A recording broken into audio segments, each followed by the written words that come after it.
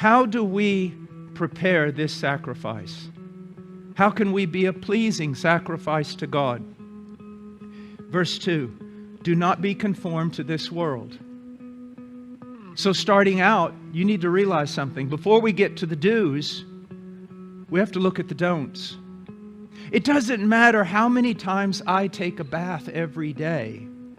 If I keep going back to the same waller, if I keep going back to the same mud hole right after my bath. You need to know something. There are places you do not belong. There are things you should not do or participate in. There are things that you should not even listen to. There are things that should not be mentioned among you. You must understand this. There must be a degree of separation. Why? Well, first of all, look. The devil is like a roaring lion seeking whom he may devour.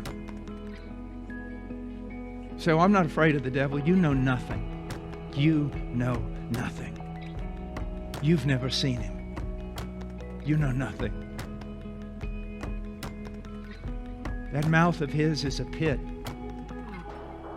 full of rotting flesh and dead men's bones. If you had half the spiritual sense you ought to have, you would be terrified to move in his realm. I have seen him take down stronger men and women than those upon whom I'm looking at this moment. There are certain things you should fear. You should be afraid. And then there's not only that, there's the influence of the world.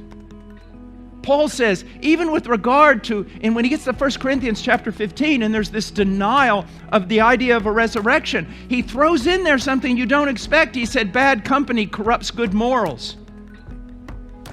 That not only their ethic was being influenced by ungodly, unbiblical influences, but even their doctrine, their manner of thinking. And that's where it all starts. It all starts in the mind. Doubts. Hath God said? Hath God said? Are you sure about that? And then there's the distrust we should have for ourselves. I heard a father one time, it was amazing. His young boy was 15 or 16 years old and wanted to go out and do something, go out to somewhere with this young lady, and he said, No, I don't believe you have. No, you shouldn't. Not in this instance, no. And a man was standing there listening and says, what's wrong? Don't you trust your son? He goes, no, I don't trust my son. I don't trust his dad.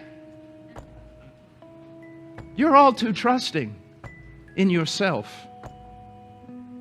It'd only take a few failures, hopefully, to turn your thinking on. I do not trust myself. I know something of my weakness. And even if I haven't experienced it all, I've read the Scriptures, and the Scriptures tell me of my weakness.